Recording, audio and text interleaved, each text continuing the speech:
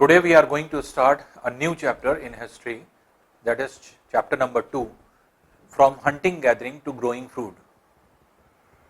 Hunting gathering initially जो है आपके एक तरह से जितने भी अर्ली पीपल्स हुए हैं उनकी एक प्रोफेशन था, उनका एक तरीका था रहने का, और वही एक लाइफ स्टाइल थी आप ये कह सकते हैं, या लिविंग मीन्स था, क्योंकि उसके अलावा और कोई दूसरा ऑप्शन नहीं था। तो ऑप्शंस जो थे वो बहुत लिमिटेड थे लोगों के पास, क्योंकि लाइफ सरवाइव करने के लिए कुछ लिमिटेड चीज़ें थी हम लोगों के पास, क्योंकि पहले के एज में कोई फैसिलिटी नहीं थी, किसी तरह की कुछ चीज़ें नहीं थी। जो नेचुरल चीज़ें थी, जो नेचर था, बस वही हमारी लाइफ थी।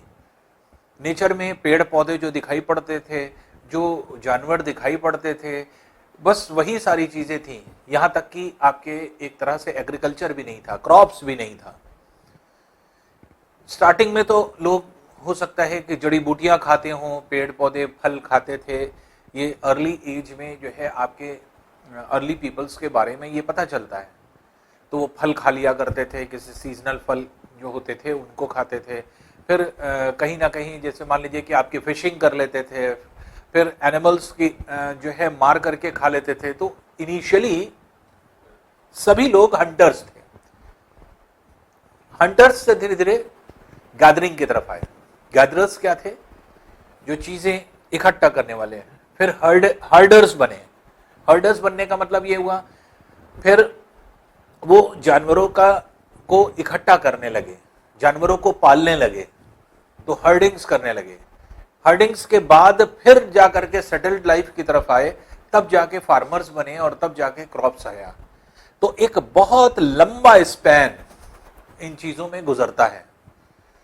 तो जो आपके एक तरह से हम लोग आज की लाइफस्टाइल देखते हैं, आज की जितनी चीजें हम लोगों के इर्द गिर्द होती हैं, ये सब जो है आपके नई लाइफ है, न्यू लाइफ है, जो कि हम लोग जी रहे हैं।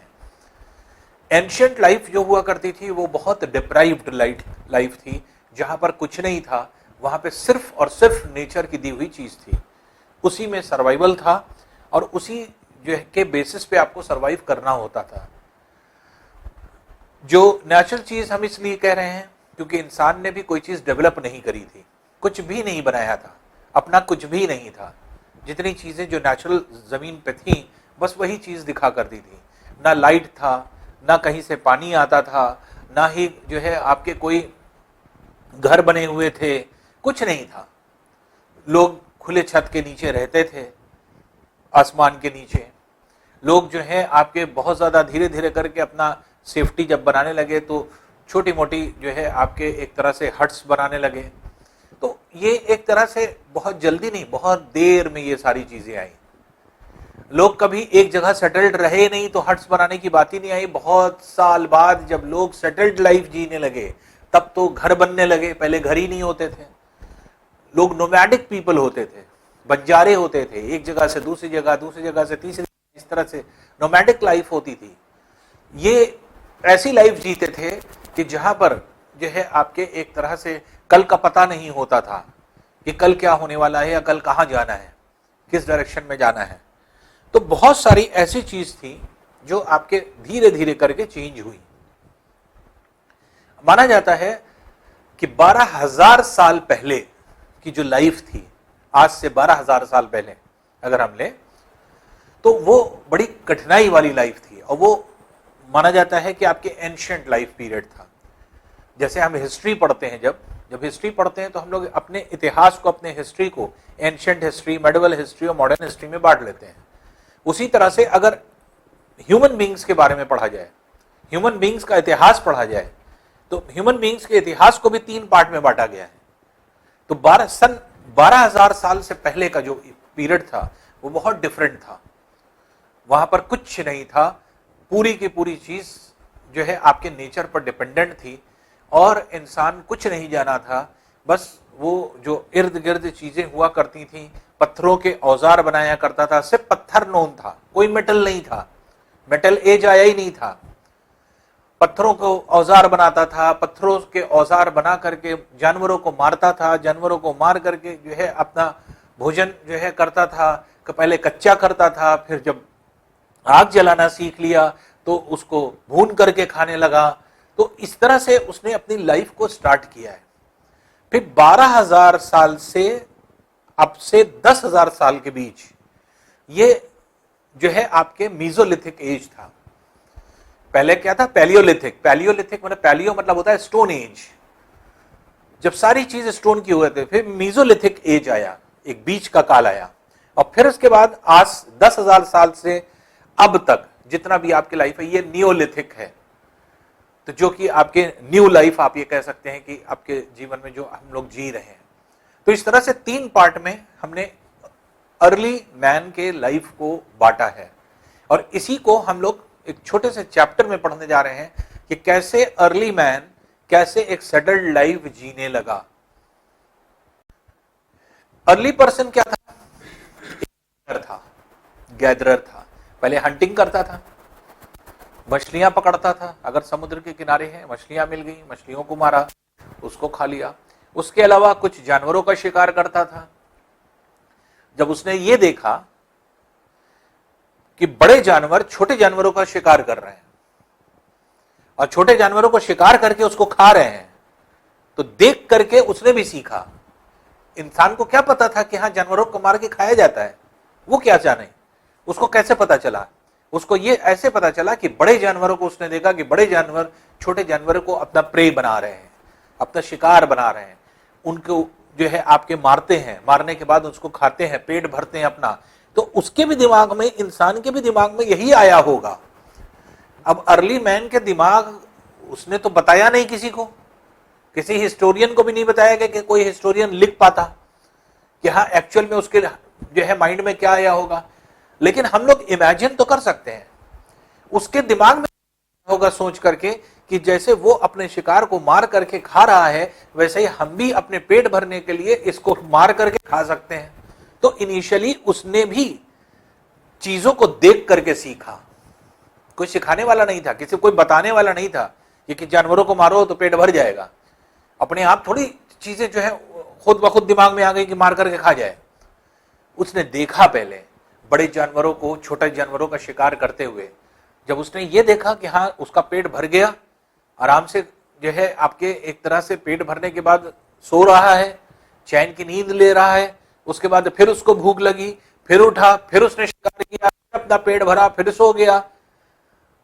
ह्यूमन बींग्स के भी दिमाग में ऐसा आया होगा, ऐसा उसने भी सोचा होगा। उसने भी अपने अर्ली लाइफ में कुछ इस तरह का इमेजिनेशन किया होगा कि वो कर रहा है हम भी करें। इसीलिए इनिशियल स्टेज में हर आदमी हंटर था। हर आदमी आज जैसे हम लोग क्या है, आज हम लोग जैसे आपके होते हैं कि मांसाहारी भी हैं, शाकाहारी भी हैं। कुछ लोग मांस खाते हैं, कुछ लोग जो है आपके सब्जी खाते हैं, पेड़ पौधे खाते हैं। तो अब क्या है, तो पहले क्या हुआ करता था? पहले हर इंसान मांसाहारी था। पहले तो अनाज था नहीं, अनाज जैसी कोई चीज नहीं थी। तो इंसान क्या करता था? जो मीट होता था वही खाता था, गोश्त खाता था। तो जानवरों को मार करके उसका मीट खाता था डायरेक्ट, मछलियों को मार करके उसको कच्चा खाता था। लेकिन बहुत सारे ऐसे साक्ष्य मिले हैं, ऐसे बहुत सारे प्रमाण मिले हैं हम लोगों को, बहुत सारे इस तरह की जो है जगहों पर जो है ऐसे कुछ प्रूफ मिले हैं जिसने ये बताया कि हाँ कि कहीं पर आग जली थी, वहां पर आग का जो है आपके एक तरह से जमाव मिला। वहां पर जो ऐश होती है, जो राख जिसको कहा जाता है, राख इकट्ठा मिली। कहां मिली? सबसे पहले कुरनूल के जो है आपके गुफाओं में। तो कोई व्यक्ति ही गुफा में गया होगा, उसने आग जलाना सीखा होगा, उसने आग जलाई होगी, तभी तो वहां पर क्या है, वहां राख के ढेर मिले। तो फिर यह पता चला कुरनूल में। कुरनूल कहां है? आंध्र प्रदेश में। तो आंध्र प्रदेश में जो है आपके कुरनूल जो है आपके रीजन है, वहां पर आपके आग मिली। तो धीरे धीरे यह पता चला कि हो सकता है कि आदमियों ने जब आग जलाना सीख लिया पत्थरों को रगड़ करके, पहले तो माचिस थी नहीं, लाइटर था नहीं, गैस थी नहीं, तो पहले आग कैसे लगी? पत्थरों को रगड़ करके। क्योंकि पत्थरों को कैसे आग उसने बनाया होगा, अब ये सोचिए। ये कहीं पर लिखा नहीं है, लेकिन ये मेरा इमेजिनेशन है। पत्थरों के जब वो बनाता था क्या टूल्स, तो जब पत्थरों के टूल्स बनाता था तो पत्थरों को काटता था। पत्थरों को जब काटता तो पत्थरों को काटेगा किससे? पत्थरों से ही काटता था। पत्थर को पत्थर से ही तोड़ा जाता था। और जब पत्थर को पत्थर से तोड़ेगा तो देखता होगा कि चिंगारी निकल रही है। तो क्या निकल रहा है? चिंगारी निकल रही है। हो सकता है कभी वो चिंगारी पत्ते पे पड़ गई हो या कोई चीज ऐसी पड़ी हो जिसमें आग लग गई हो, उसको समझ में आया कि इस तरह से आग बनाई जा सकती है। May be possible. पत्थर रगड़ने लगा, देखने लगा आग निकल रही है, पत्थर रगड़ने लगा आग निकल रही है, उसने एक तरह से देख लिया और आग बनाना सीख लिया। तो ये सारी चीजें एक दिन, 2 दिन, 4 दिन में नहीं आई है, ये हजारों हजार साल लगे हैं। आग को भी इन्वेंट होने में हजारों हजार साल लगे। आदमी हंटर से हर्डर बना, उसको हो सकता है हजारों हजार साल लगे। हर्डर से जो है आपके एक तरह से जो है सेटल्ड लाइफ में आया, फार्मर बना, 1000 साल लगे। 1 दिन, 2 दिन, 4 दिन जो है आपके 50 जो है आपके एक तरह से साल या 60 साल या 100 साल की घटना नहीं है। ये क्या है? धीरे धीरे धीरे धीरे धीरे धीरे जो दायरा था सोच का वो बढ़ता चला गया होगा, और इस तरह से हम लोग ने सफर को तय किया, और जिससे आज जो हमारी लाइफ है वो 1 दिन 2 दिन में ना तय होकर के एक लंबे स्पैन में तय हुई। यही चीज हम लोग इस चैप्टर में अब इनिशियली पढ़ने जा रहे हैं। इनिशियल स्टेज से लास्ट स्टेज तक हम लोग ये जानने की कोशिश करेंगे कि कैसे अर्ली मैन कैसे कन्वर्ट हुआ होगा आज की सेटल्ड लाइफ में। टॉपिक जो है from hunting gathering to growing food. Hunting gathering, initially जैसे हमने आपको बताया आदमी हंटर था, शिकार किया करता था, उसने अपने औजार बनाए जो आपके एक तरह से हम लोगों को जो चीजें दिखाई पड़ती हैं मिलती हैं, ये जो आपके एक तरह से चीजें हिस्ट्री बनी कि हाँ इतने साल पहले ऐसा हुआ, ये कैसे पता चलता है? आर्कियोलॉजिस्ट से। आर्कियोलॉजिस्ट कौन होते हैं? जो किसी जगह पर खुदाई करके चीजों को पाते हैं, और जब कोई चीज पाते हैं तो उसके बारे में पता करते हैं कि ये चीज कब इन्वेंट हुई और क्यों हुई, उसका यूज क्या था, उससे धीरे धीरे पता चलता है। तब हिस्टोरियंस उसको लिखते हैं। तो हिस्टोरियंस तो बाद में आते हैं, पहले जो आपके साक्ष्य होते हैं, सोर्स होते हैं, वो कौन लेकर के आते हैं? वो आर्कियोलॉजिस्ट लेकर के आते हैं।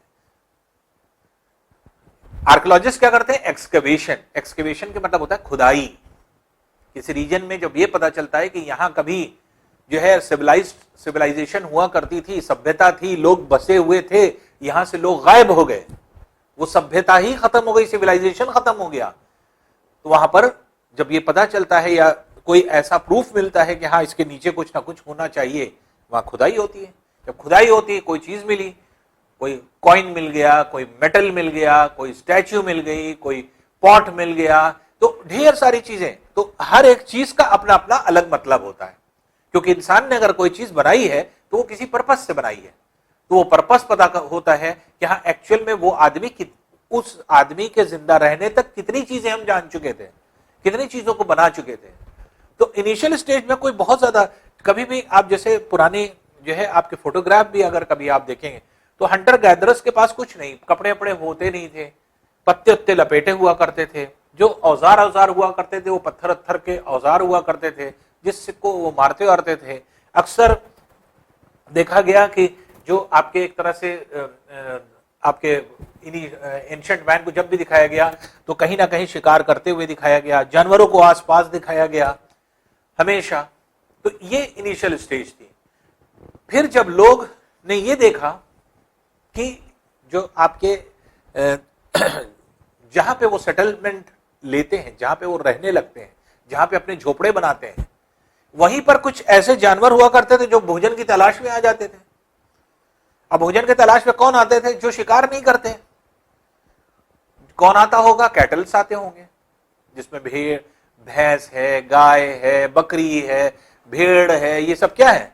ये कोई शिकार तो करते नहीं है, घास वास खाने वाले हैं, तो पेड़ पौधे खाते खाते वो इसी तक वहां तक पहुंच जाते होंगे।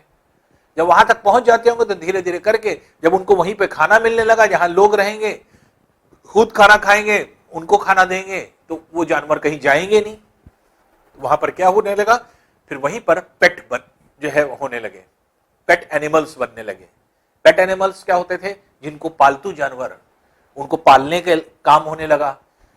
अब वहीं पे जहां लोग अपना बसेरा बनाते थे, वहीं पर क्या करते थे, तो वहीं पर उनको पालने लगते थे।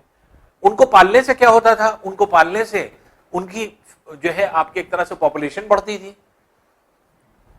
बकरे, बकरियां, भेड़, ये सब जितनी थी ये धीरे धीरे बढ़ती थी। इनसे क्या मिलता था हमें, इनसे हो सकता है कि दूध जो है आपके मिल्क प्रोवाइड होता था, मिल्क मिलता था।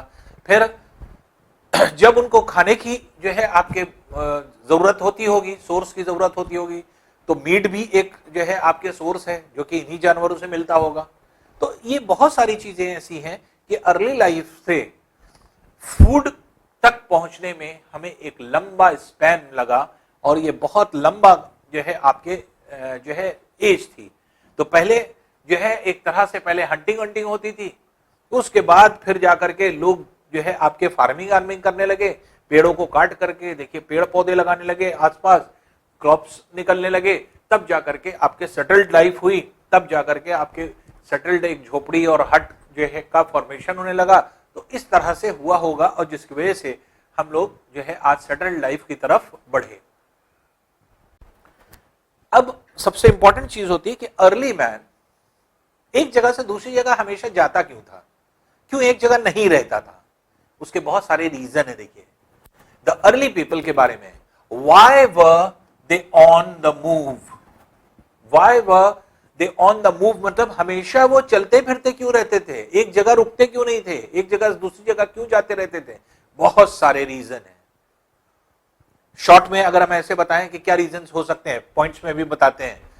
बहुत सारे ऐसे रीजंस हो सकते हैं, जैसे मान लीजिए कि कैसे वो एक जगह से दूसरी जगह जाते थे। जो बड़े जानवर होते थे छोटे जानवरों का शिकार करते थे, छोटे जानवर जहां भागते थे वहीं पे बड़े जानवर भागते थे, छोटे जानवरों का पीछा करते करते वो भी उनके पीछे जाते थे, क्योंकि वो जो है आपके एक तरह से ये भी शिकारी थे, हंटर्स थे, तो छोटे जानवरों का इस तरह से शिकार किया करते थे। तो बड़े जानवर खदेड़ते थे, छोटे जानवर भागते थे, और जो है आपके हंटर्स को भी उनको फॉलो करना होता था। एक ये रीजन था। दूसरी इंपॉर्टेंट चीज, अगर एक जगह हम रह रहे हैं, तो एक जगह अगर हम रह रहे हैं, एक ही जगह हम सेटल्ड हो गए, तो एक जगह जैसे मान लीजिए कि पहले बहुत सारी चीजें थी नहीं, सिर्फ ऐसा तो नहीं कि आदमी हर समय मांस खाता होगा या मीट खाता होगा, भाई पेड़ से फल वल भी खाता होगा। अब हम जब एक जगह रह रहे हैं तो एक जगह के जितने फल हैं सब खा जाएंगे, एक टाइम ऐसा होगा सारे फल ही खत्म हो गए। अब फल उगने में और मेच्योर होने में और पूरी तरह ग्रो करने में टाइम लेते हैं।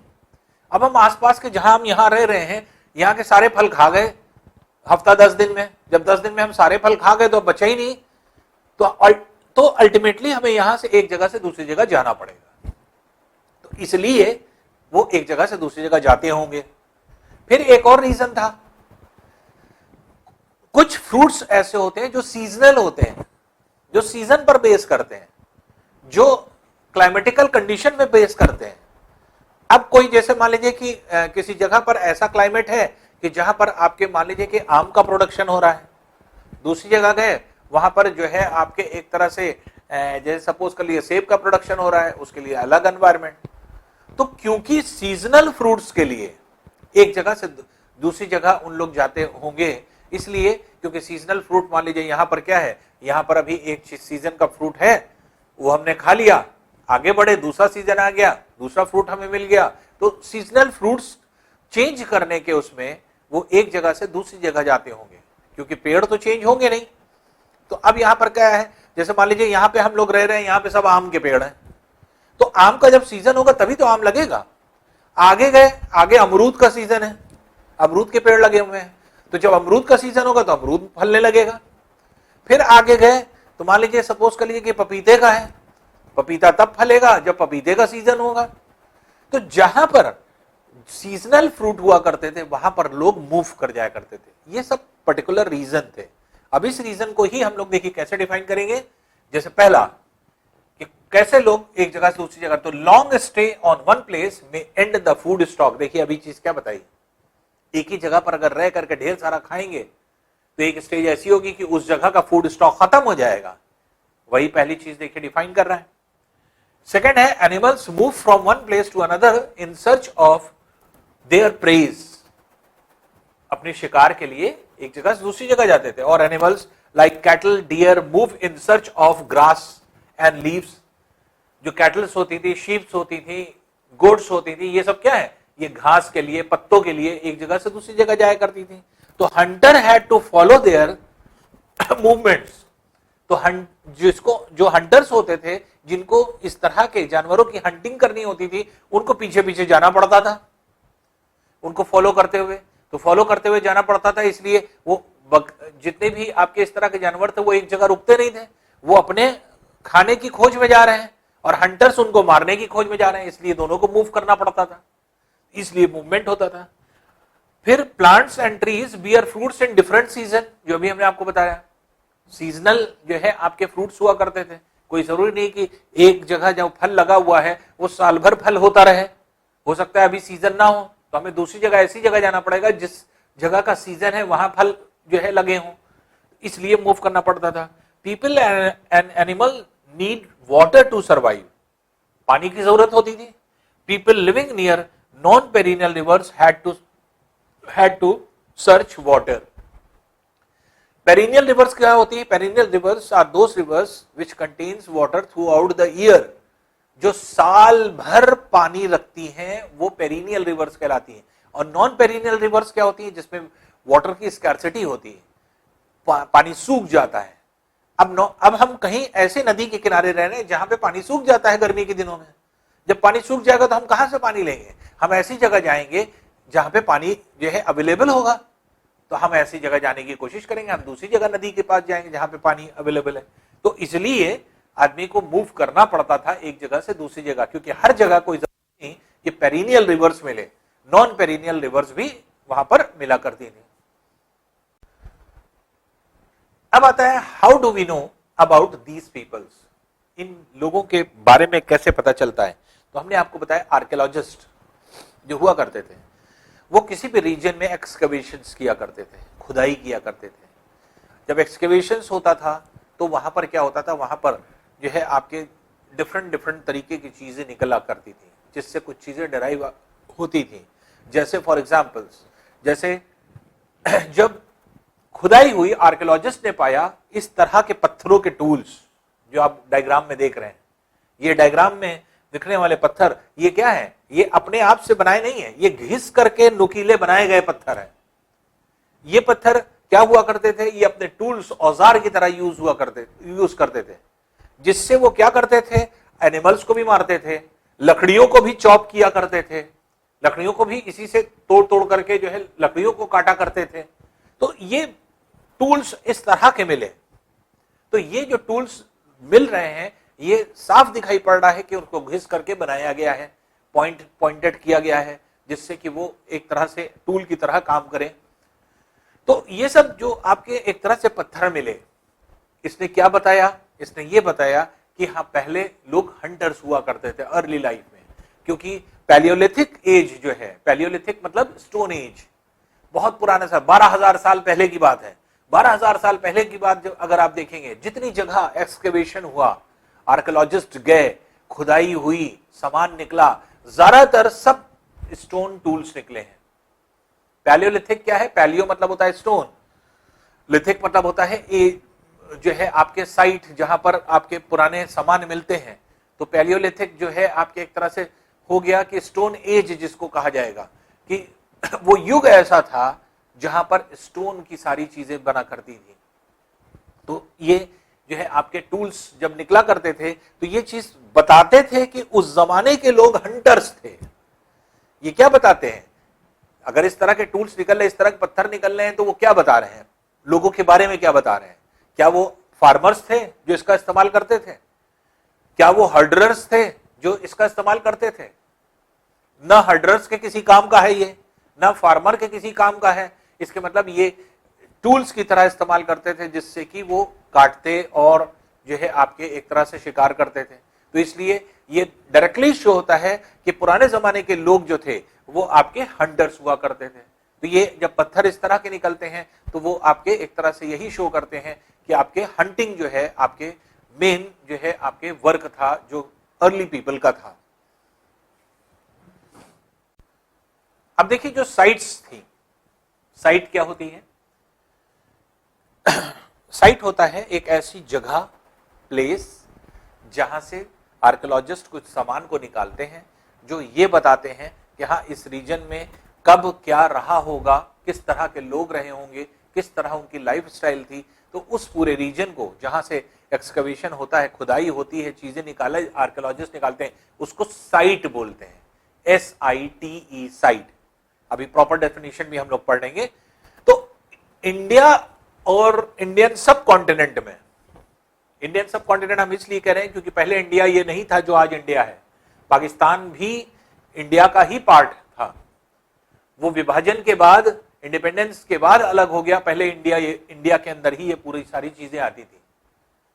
तो जो आपके, इसीलिए आप देखते हैं जो इंडस रिवर है, इंडस रिवर के आसपास जितनी भी आपकी सिविलाइजेशन बसी, तो उसे क्या कहा गया, इंडस वैली सिविलाइजेशन। तो इंडस वैली सिविलाइजेशन पहले इंडिया में थी, लेकिन आज प्रेजेंट टाइम में अगर हम देखेंगे तो इंडस वैली सिविलाइजेशन क्या है, इंडिया पाकिस्तान दोनों जगह है। क्योंकि जब हम दो रीजन में आप बांट देते हैं तो कुछ रीजन चला जाता है पाकिस्तान में, कुछ हो जाता है भारत में, इंडिया में। तो इंडस वैली सिविलाइजेशन वहां पर थी। तो बहुत सारे ऐसे रीजन हैं जहां पर आपके एक तरह से यह चीजों को निकाला गया। जैसे पैलियोलिथिक साइट में, जैसे कुछ जो है आपके पुराने जो साइट्स थे, उनमें 3 साइट बहुत इंपॉर्टेंट होती है। एक भीमबेटका थी जो आपके मध्य प्रदेश में पाई जाती है, भीमबेटका बहुत इंपॉर्टेंट थी। एक कुरनूल थी, कुरनूल केव्स, जो कि आंध्र प्रदेश के क्षेत्र में पाई जाती है। और एक हंसगी थी जो कि आपके कर्नाटक के रीजन में पाई जाती है, हंसगी। तो ये साइट क्या थी, पैलियोलिथिक थी, स्टोन एज वाली थी। यहां पर जितनी चीजें मिली वो सब जो है आपके स्टोन एज वाली मिली।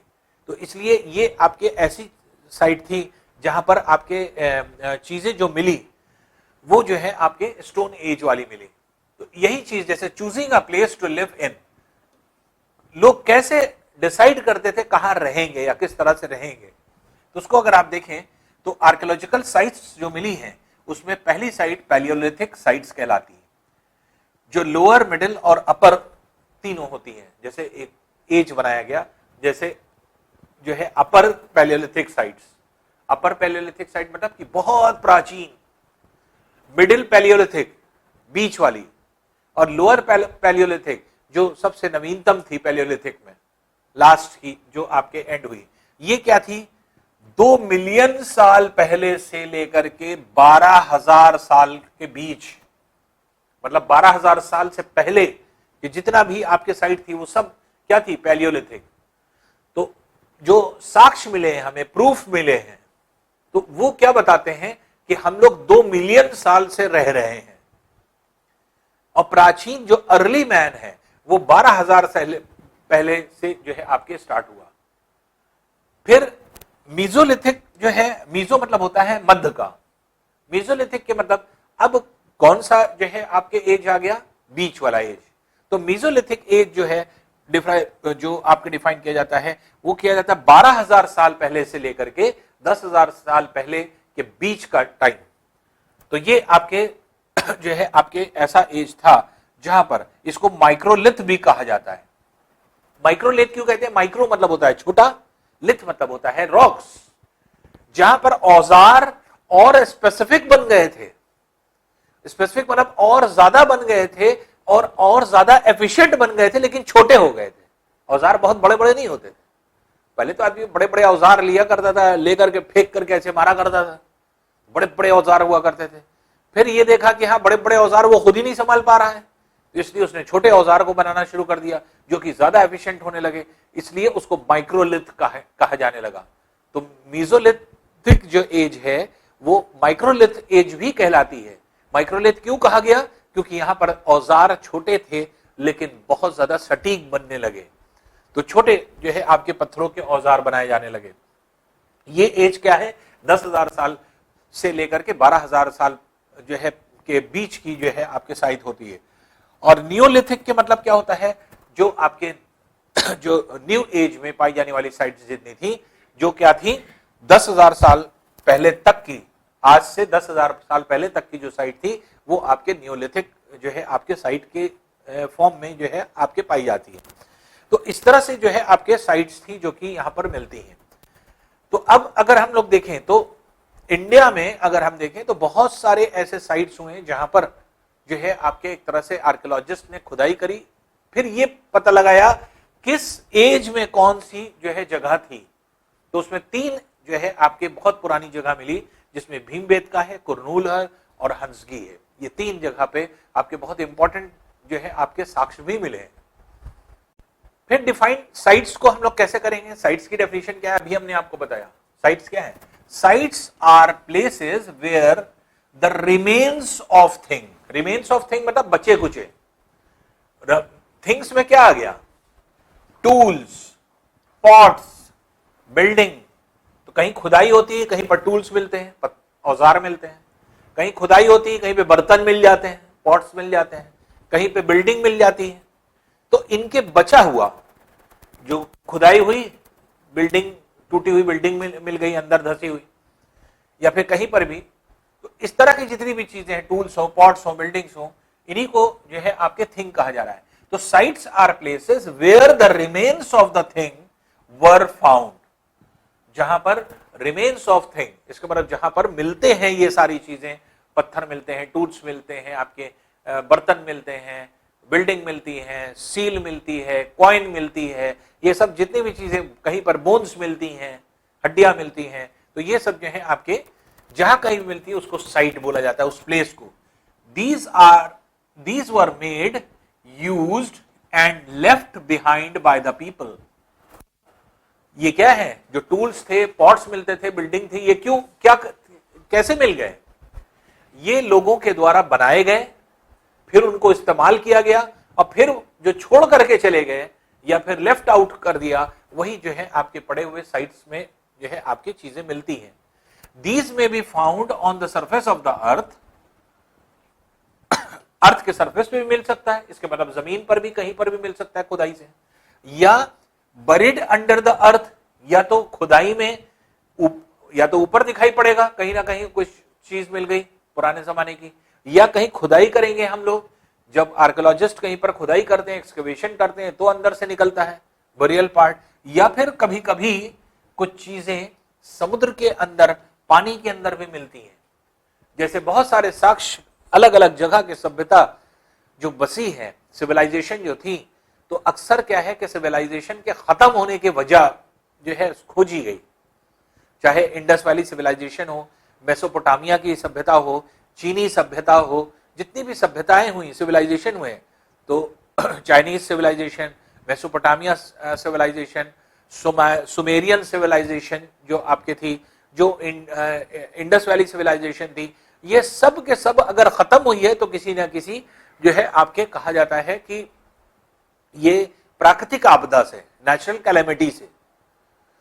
कुछ लोग कहते हैं वहां बाढ़ आ गई इसलिए खत्म हो गई होगी, कुछ लोग ने कहा कि महामारी फैल गई होगी, बीमारी आ गई, हर आदमी मर गया, कुछ भी हो सकता है, एपिडेमिक भी कारण हो सकता है। कुछ ने कहा भूकंप आया, पूरी पूरी जमीन के अंदर सारी चीजें चली गई, दब गई।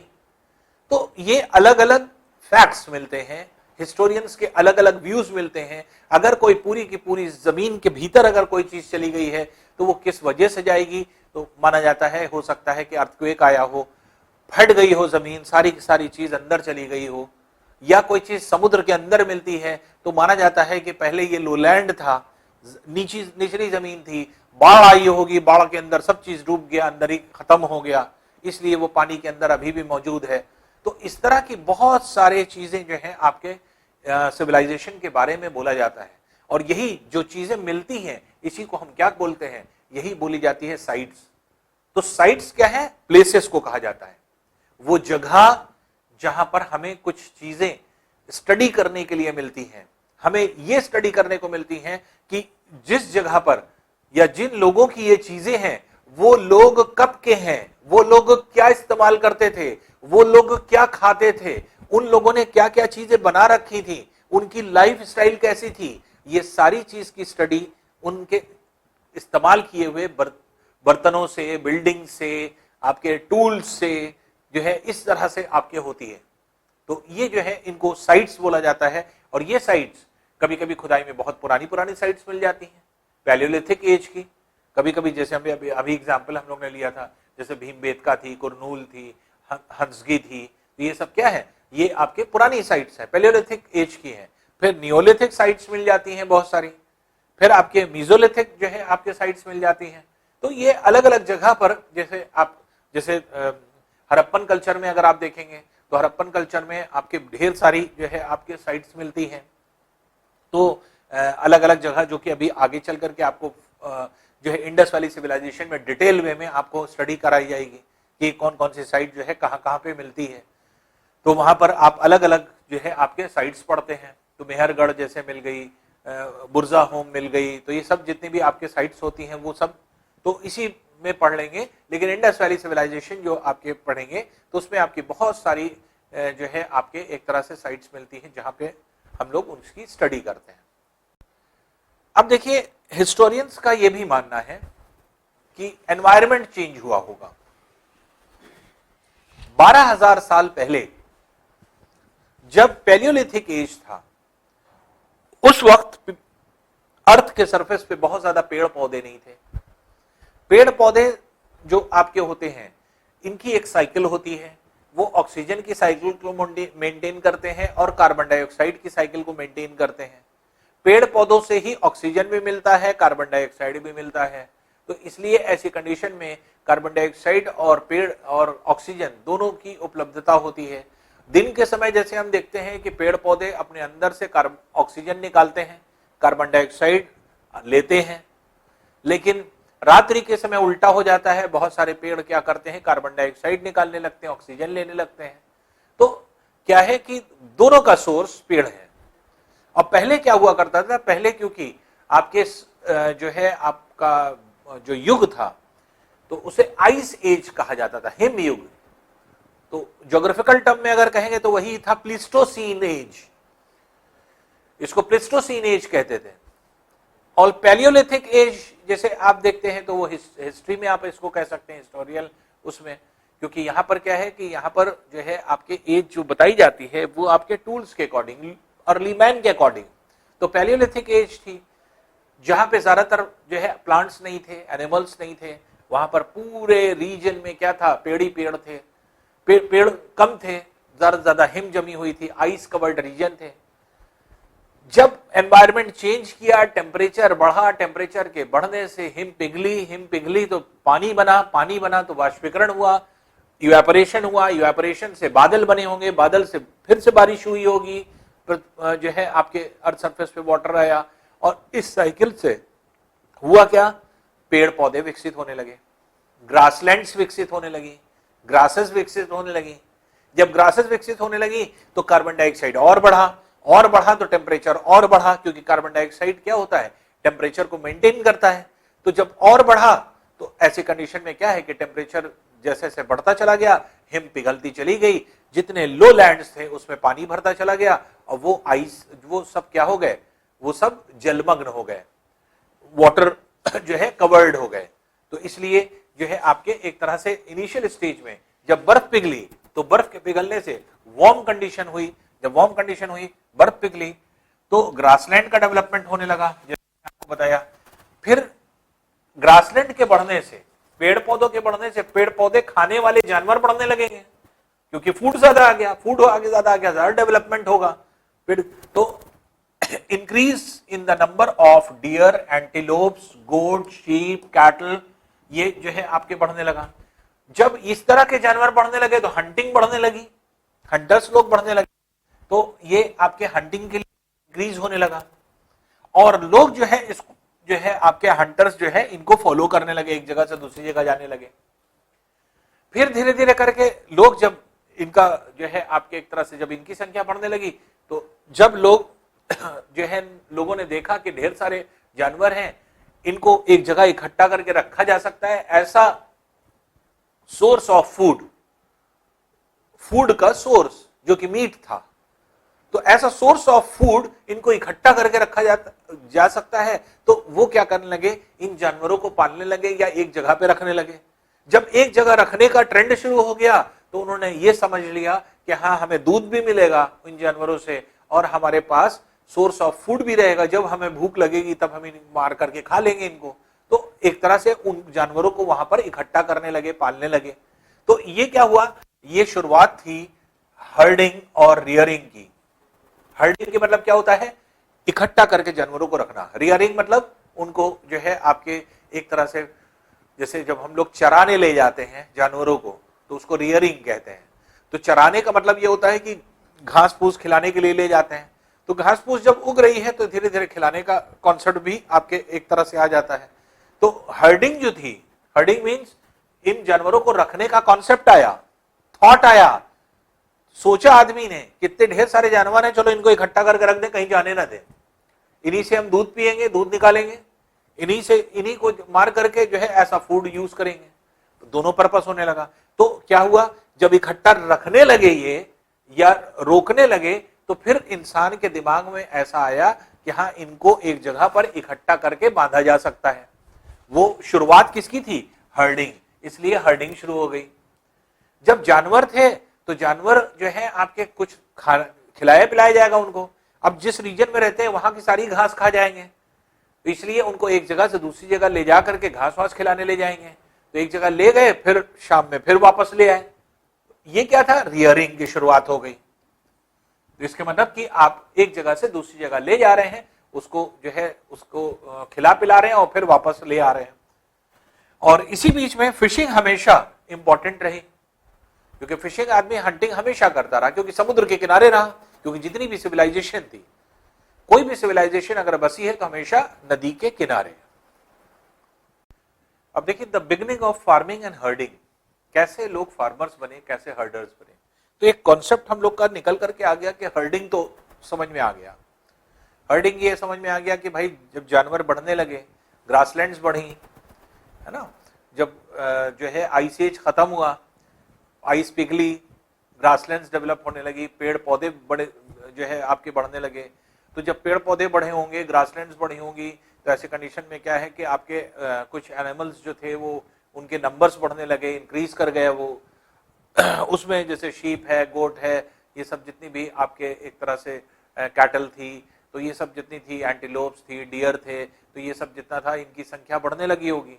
जब बढ़ने लगी होगी तो इंक्रीज करने लगी, तो अब लोगों के इर्द गिर्द ज्यादा इस तरह के जो है आपके एक तरह से ये जानवर आने लगे। क्योंकि ये जानवर दो रीजन से आपके आते हैं।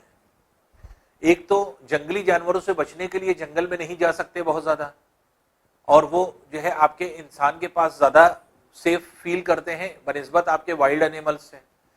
और दूसरी इंपॉर्टेंट चीज, इनको अगर मान लीजिए कोई सेटलमेंट है, कहीं पर लोग रह रहे हैं, वहां पर उनको भोजन मिल जाता है, फूड मिल जाता है, इसलिए ये सब जो है आपके एक तरह से सेटलमेंट की तरफ आते हैं। इसलिए जब इकट्ठा होने लगे, लोगों के इर्द गिर्द आपके जानवर बढ़ने लगे, उन्होंने एक तरह से इकट्ठा करके हर्डिंग करना शुरू कर दी, तो ये हर्डर्स हो गए। तो अब ये आपके एक तरह से हर्डिंग शुरू हुई। अब जब ग्रासलैंड आई, उसमें कुछ ग्रासलैंड्स क्या थी, ग्रेन बियरिंग ग्रासेस डेवलप होने लगी। जब घासें होने लगी तो घासें ऐसी घासें होने लगी जिसमें ग्रेन्स निकलने लगे, दाने। ग्रेन्स कौन से, जैसे वीट, गेहूं, बार्ली, राइस, ये सब पैडी अडी जो चावल अवल होता है, तो ये सब जो है आपके निकलने लगा। तो ये क्या है, ये दाने निकलने लगे। तो जो आपके पेड़ पौधे थे उसमें जो घासें निकल रही थी, अब घासें ग्रेन्स वाली थी। अब जब ग्रेन्स वाली थी तो ग्रेन्स अपने आप सीड्स भी बन जाते थे और वो ऐसा सोर्स ऑफ फूड भी होते थे। वही आपके सीड का भी काम करते थे, वही गिर करके नया पेड़ निकल आता था। और या फिर जो है आपके एक तरह से उनको ही इंसान बाद में धीरे धीरे करके आपके सीड्स को पहचान गया, तोड़ने लगा, तोड़ करके मिला करके खाने लगा, तो वो उसके लिए एक सोर्स ऑफ फूड भी हो गया।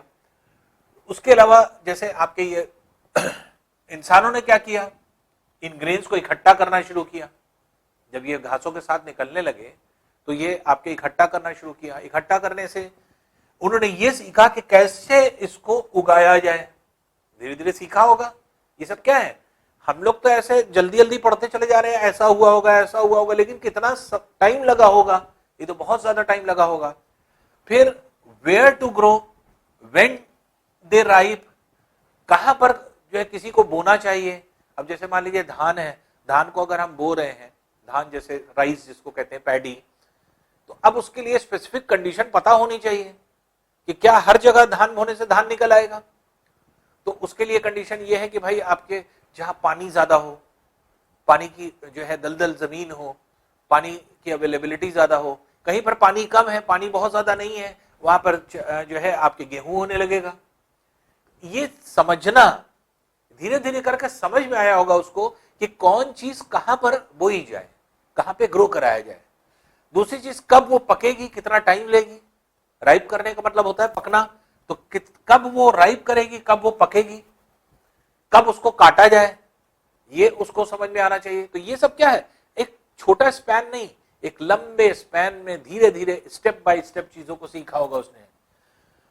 फिर learn to grow plants on their own people, जैसे जब उसने अपने लोगों के बीच में प्लांट्स बोना शुरू किया होगा, तो जैसे मान लीजिए कि प्लांट्स निकलने के लिए, जो आपके ग्रासेस निकलने के लिए या ग्रेन्स निकलने के लिए उसने बीज बोया होगा, तो बीज जब बोएगा, निकलेगा, तो उसके बाद फिर बहुत सारी चीजें हो जाती हैं। अब जैसे पेड़ पौधे उसने खुद लगाए, अब उसको सेंस आ गया कि पेड़ ऐसे उगते हैं, ऐसे ग्रेन्स निकलते हैं। फिर उसके प्रोडक्शन में उसने क्या किया, उसको वहीं पर रहना पड़ता होगा क्योंकि वो कहीं छोड़ के नहीं जा सकता, तो उसका मूवमेंट रुक गया। जब मूवमेंट रुक गया तो वो वहीं पर अब जो है स्टिल रहेगा। वजह यह है कि उसको टाइम टू टाइम पानी भी देना है, टाइम टू टाइम जो है आपके एक तरह से और जानवरों से बचाना भी है, तो इसलिए उसकी देखभाल करनी है। तो देखभाल करने के लिए उसको वहां सेटल होना पड़ेगा। तो धीरे धीरे करके क्या हुआ कि लोग जो मूवमेंट में थे, एक जगह दूसरी जगह मूव कर रहे थे, वो एक जगह रुके, सेटल्ड हुए। तो सेटल्ड लाइफ शुरू हुई होगी, वहीं पर उन्होंने अपना घर वर बना लिया होगा, अपनी झोपड़ी बना ली होगी, वहीं पर जो है अपना जो है खेती करने लगे, वहीं रहने लगे। तो एक सेटल्ड लाइफ की तरफ धीरे धीरे करके हम लोग आगे बढ़े। हमने आपको बताया बहुत सारे ऐसे जानवर थे जो कि एक तरह से जब लोग सेटल्ड होने लगे, रहने लगे, तो उनके भोजन की तलाश में वहीं पर आया करते थे। तो वो वाइल्ड लाइफ से बचने के लिए भी, वाइल्ड एनिमल से बचने के लिए भी, कि जंगली जानवर उनको मार के ना खा जाए, इंसानों के पास सेफ्टी उनकी रहती थी और उनको भोजन मिलता था, दोनों वजह से। ज्यादातर देखा गया है, बहुत पुराने एज से अगर देखा जाए तो डॉग ये सबसे ज्यादा टेम्ड एनिमल रहा है, सबसे ज्यादा वफादार रहा है और लोगों के साथ हमेशा रहा है, ये देखा गया है। ये सिर्फ कहानी में ही नहीं, लेकिन एंशिएंट टाइम से ही ये देखा गया कि इस तरह का जो आपके पालतू जानवर एक तरह से कहा जाए जो टेम्ड हुआ है, वो आपके डॉग।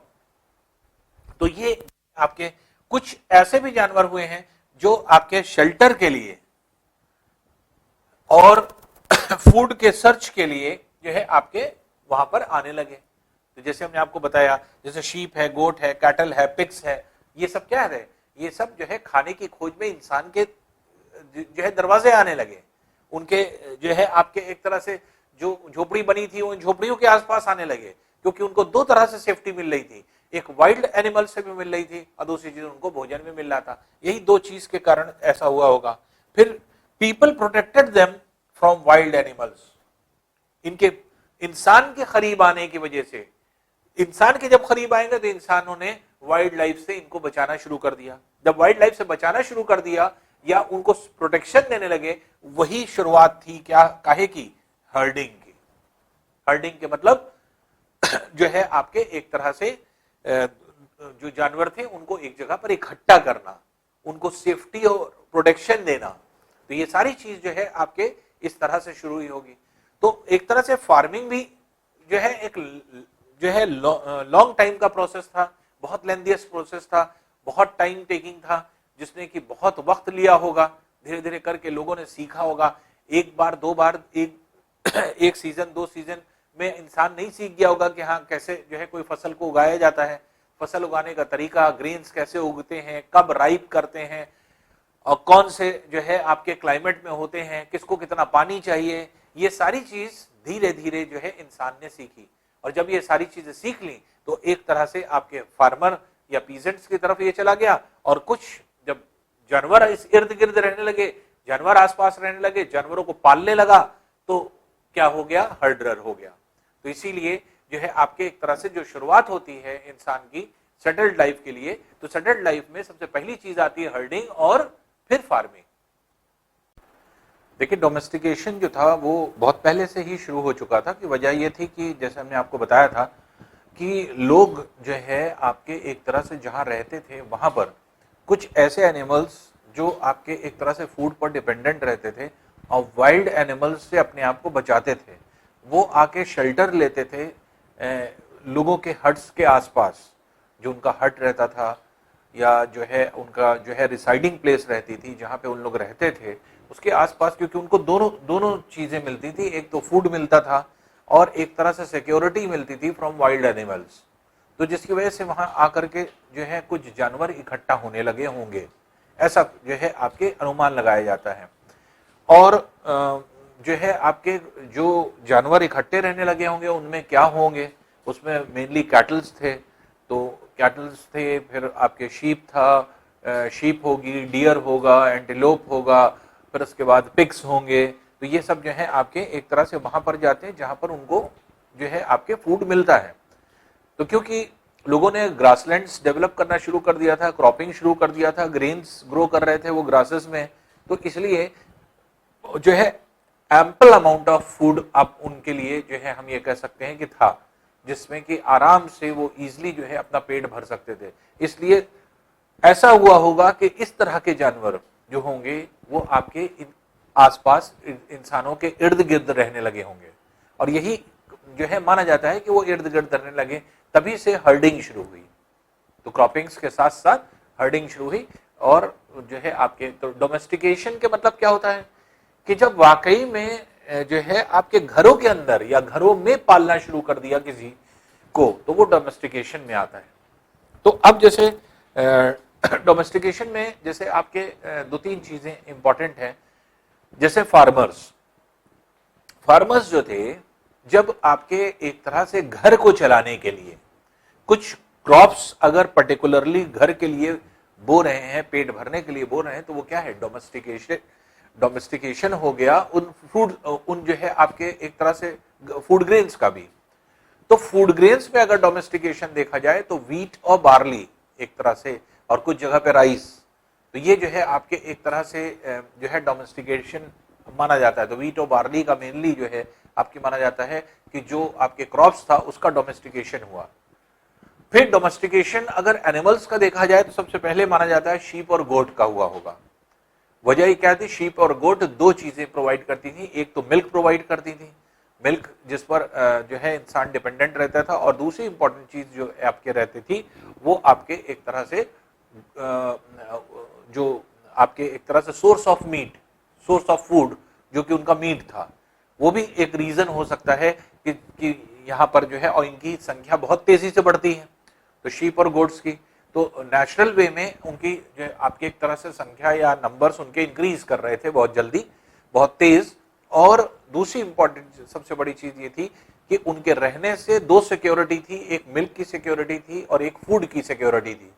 तो इसलिए इंसानों ने डोमेस्टिकेशन शुरू किया होगा। कुछ ऐसा भी माना जाता है कि डोमेस्टिकेशन पिग्स का भी हुआ, जिसका प्रमाण क्या मिला, टूथ जो है आपके टीथ मिले। तो दो तरह के टीथ मिले हैं जो आपको डायग्राम में दिख रहे हैं, ये दो तरह के टीथ हैं जो कि आपके मिले। तो एक टीथ जो है आपके ऐसे पिग का है जो आपके एक तरह से जंगली था, जो डोमेस्टिकेटेड नहीं था, तो वो जो है आपके टीथ था वो बड़ा टीथ था, बड़ा जॉ था, तो उस तरह का जो है खूंखार जानवर रहा होगा। लेकिन धीरे धीरे डोमेस्टिकेशन होने से आपके ये जो आपके जानवर थे ये पोलाइट हुए, या फिर आप ये कह सकते हैं कि थोड़ा सा जो है आपके कूल एंड काम हुए, और जिसकी वजह से आपके एक तरह से उन्होंने खाने की हैबिट में भी चेंज किया होगा। तो जो आपके घर में डोमेस्टिकेटेड जो आपके एक तरह से डोमेस्टिकेटेड जो है आपके एनिमल्स मिले हैं, उनके टीथ या टूथ जो मिले हैं वो बहुत प्लेन मिले हैं, बहुत छोटे मिले हैं, जो आपके इस तरह से रिकॉर्ड में थे।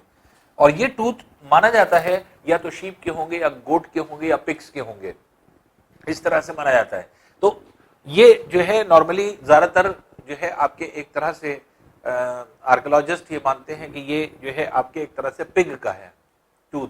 जो कि आपके देखा गया। तो दो अलग अलग जो है आपकी वैरायटी मिली है इसकी टूथ की, जो कि आपके ये बताती है कि हाँ कुछ जंगली भी जो है आपके जानवर थे वहीं पर आते थे, और कुछ जो है आपके घरों में पाले गए जिसको जो है डोमेस्टिकेटेड एनिमल्स कहा गया, तो वो जो है आपके पाए गए। तो इसमें शीप और गोट हो सकती है कि घर पे जो है आपके एक तरह से जो पाली जाती थी उसी का टूथ हुई है। अब देखिए एक बहुत इंपॉर्टेंट चीज, finding out about the fire. इंसान ने आग जलाना बहुत पहले से सीखा, आपको पता था, हमने आपको बताया कि कैसे सीखा होगा, क्या अनुमान है, क्या रीजनिंग क्या कहती है। रीजनिंग ये कहती है कि जब लोगों ने, जब इनिशियल स्टेज में सब हंटर्स थे, शिकारी थे, तो शिकार करने के लिए वो अपना औजार बनाएंगे।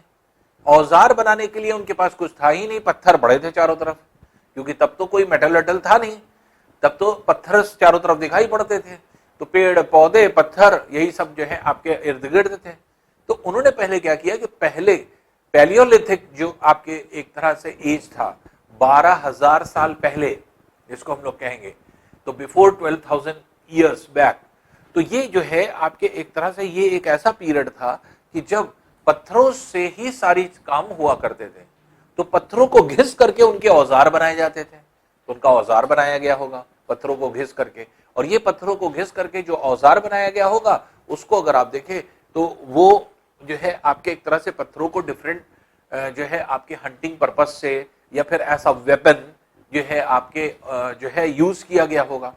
तो ये जैसे पत्थरों को जब औजार बनाएगा तो पत्थरों को पत्थरों से ही रगड़ा जाएगा घिसते टाइम, तो इसलिए पत्थरों को पत्थर के साथ घिसने से चिंगारी निकली होगी। जैसे आज भी हम पत्थरों को अगर आप जो है रगड़े तो दोनों के बीच से चिंगारी निकलती है, इस तरह से चिंगारी निकली होगी, और ये चिंगारी जो निकली होगी इससे जो है आपके फायर प्रोड्यूस हुआ, या चिंगारी कहीं पड़ी, हो सकता है आग लगी, तो इस तरह से आपके एक तरह से उसने आग जलाना सीख लिया।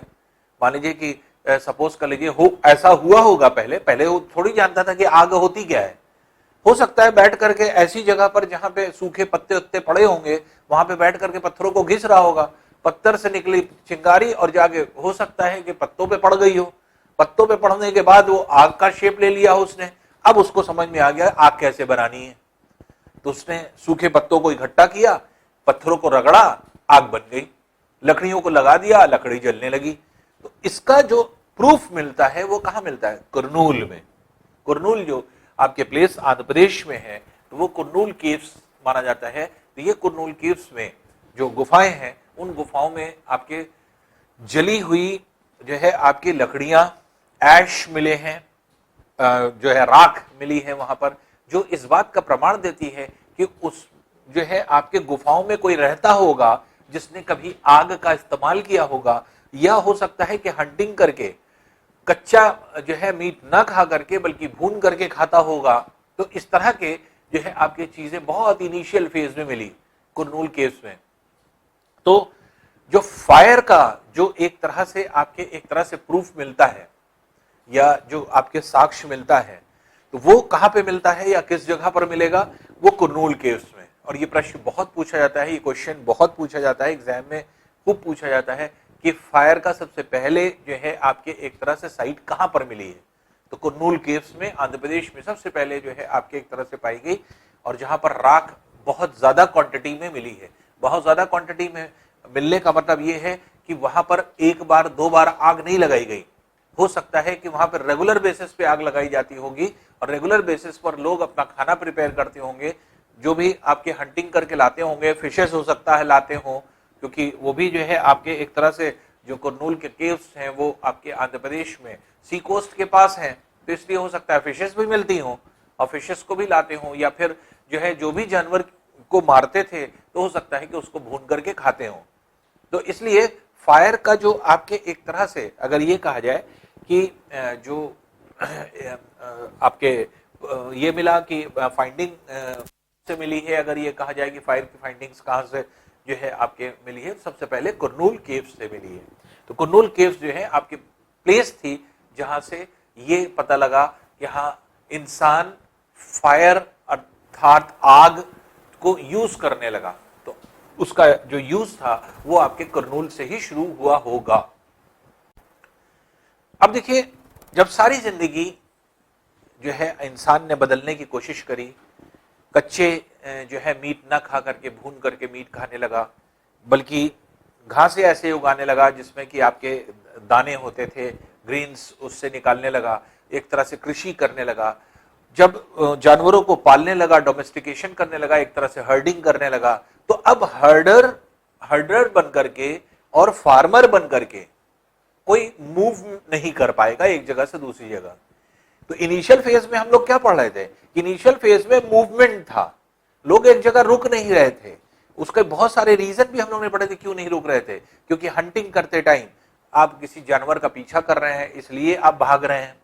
हो सकता है कि एक जगह पर आप रहते रहते उस जगह के सारे जितने फ्रूट्स हैं, फूड हैं, वो सब खा जाएं, तो इसलिए इंसान को मूव करना पड़ता था एक जगह से दूसरी जगह डिफरेंट फ्रूट्स के लिए। सीजनल फ्रूट्स हुआ करते थे, तो सीजन के हिसाब से अलग अलग जगह पर फ्रूट्स हुआ करते थे। तो हो सकता है कि इंसान को अपने भोजन को लेने के लिए, अपने फूड को जो है आपके इनटेक करने के लिए, हो सकता है कि सीजन के हिसाब से जो है आपके फॉरेस्ट को बदलना होता हो, या प्लांट्स को बदलना होता हो, ट्रीज को बदलना होता हो। तो इस तरह की बहुत सारी जो है आपके चीजें हम लोग ने पढ़ी कि मूवमेंट ज्यादा था पहले। लेकिन अब जब किसी जगह पर वो खेती कर रहे हैं, क्रॉप्स को उगा रहे हैं, तो अब उनको क्या करना है? अब तो उनको समय देना पड़ेगा, टाइम देना पड़ेगा। तो यही चीज है कि जब वो ग्रो करने लगे प्लांट्स, तो उनको एक जगह पर रुकना पड़ा। रुकना क्यों पड़ेगा? रुकना पड़ा क्योंकि उन प्लांट्स को देखने के लिए, उनको पानी देने के लिए, उनको जो है वीट करने के लिए, उनको जो है आपके जानवरों से बचाने के लिए। क्योंकि अगर हम प्लांट्स लगा देंगे तो जो खुले जानवर हैं वो आएंगे, आके खा जाएंगे, खत्म हो जाएगा प्लांट्स। तो प्लांट्स को बचाने के लिए फार्मर को एटलीस्ट उसकी देखरेख करना पड़ती है। ऐसा ना हो कि कोई जंगली जानवर आए और आकर के खा करके चला जाए। तो इसलिए एनिमल्स से बचाने के लिए जो है उसके इर्द गिर्द रहना पड़ता है, टाइम देना पड़ता है वहीं पे। फिर जब तक आपके ग्रेन राइपेंड ना हो जाए, राइप ना कर जाए, राइप करने का मतलब क्या हुआ? पक ना जाए। तो जब तक फसल तैयार ना हो जाए, तब तक कृषक जो होता है, फार्मर जो होता है, वो अपनी फसल को छोड़ के नहीं जा सकता, अपनी फसल के पास ही इर्द गिर्द रहेगा। क्योंकि इनिशियल स्टेज से लास्ट स्टेज तक, जब तक फसल कट नहीं जाएगी, तब तक जो है आपके सारी चीजों को उसी को देखना है। तो चाहे उसकी सीड्स डालने हो, बोना हो बीज को, चाहे उसमें पानी डालना हो, चाहे प्लांट्स को देखना हो, तो ये सारी चीजें उसको ये समझना हो कि हाँ कब अब ग्रेन्स को तोड़ना है, कब वो पक गए, ये भी जो है आपके धीरे धीरे सीखा होगा, एकदम से तो सीखा नहीं होगा। या ग्रेन्स उसमें दिखाई पड़े तो ग्रेन का यूज कैसे करते, पकाते कैसे, पका के कैसे खाया जाता है, तो ये सारी चीजें जो है आपके एक दिन में नहीं आई, जरा टाइम में आई। और ये ग्रेन्स का यूज दो तरीके से किया जाता था, दो जो है आपके मेथड से किया जाता था। एक in the form of food, पेट भरने के लिए, भोजन करने के लिए। दूसरा in the form of seeds, आगे प्लांट्स को फिर से जो है आपके एक तरह से डेवलप करने के लिए। क्योंकि एक बार अगर आपने प्लांट्स लगाया, प्लांट्स उग गए, अब प्लांट्स आया, अब वो प्लांट जो है आपने ग्रेन्स को काटा और खा गए। अब जब खा गए तो अगला प्लांट कैसे, अगली बार कैसे खाएंगे? तो एक तरह से फार्मर्स को जो है रिप्रोड्यूस करने में के लिए सीखना पड़ा। सीखना ये पड़ा कि जो हमारे ग्रेन्स निकल रहे हैं, इन ग्रेन्स को कुछ हमें बचा करके रखना है, ऐसा सीड जिससे कि हम उसको बो सकें, और बो करके अगला प्लांट हम निकाल सकें, या नेक्स्ट हार्वेस्ट हम लोग जो है मिल जाए हम लोगों को। तो नेक्स्ट हार्वेस्ट पाने के लिए हमें ऐसा सीड भी ग्रेन्स को यूज करना पड़ा। तो ये क्या है? ये धीरे धीरे सीखा होगा। हो सकता है पहली बार में सब खा गया, अब अगली बार खुद से निकला बीज कहीं पे, अब अगली बार उसने सोच लिया कि नहीं अब फिर से पूरा खा जाएंगे तो हम दोबारा उगाएंगे कैसे, तो उगाने के लिए उसने जो है कुछ पोर्शन रख लिया, कुछ खाने के लिए रख लिया। तो इस तरह से कुछ हुआ होगा कि जिससे धीरे धीरे उसको सीख डेवलप हुई कि हम अगर इस चीज को कंटिन्यू रखते हैं या फिर हम क्रॉपिंग करेंगे, तो क्रॉपिंग करने के लिए हमें सीड्स हमेशा चाहिए। इसलिए वो जो है आपके फूडिंग के लिए और सीडिंग के लिए दोनों जो है आपके ग्रेन्स का इस्तेमाल करता होगा। फिर स्टोरिंग पर्पज से, अब ये चीज क्या है?